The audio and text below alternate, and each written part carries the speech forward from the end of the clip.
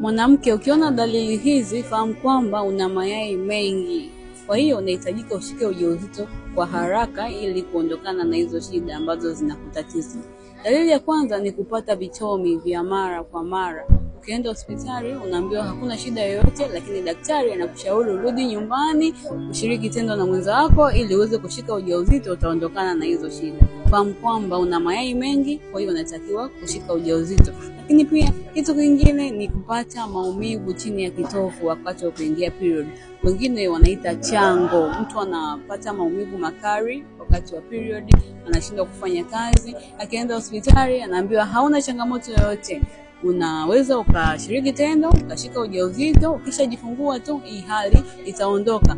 Fahamu kwamba wewe mwanamke una mayai mengi, kwa hiyo unahitajika kushika ujauzito kwa nyakati hizo ili uondokane na hizo shida. Kwa hiyo mwanamke, ukiona dalili hizi, fahamu kwamba una mayai mengi. So ili kuondokana na hizo shida ni vyema ukashika ujauzito ili kuondokana na hizo shida. Na sasa nimepata kitu, usisahau kushare, correct na comment ili wanawake wengi waendelee kujifunza. Usisahau kunifollow ili kuendelea kupata vipindi vyangu. Lakini pia kama una changamoto yoyote katika swala zima la uzazi, usisahau kuchukua namba yangu hapo profile, ukanitafuta WhatsApp nikakusaidia ni namna gani unaweza kuondokana na hizo changamoto. Karibu.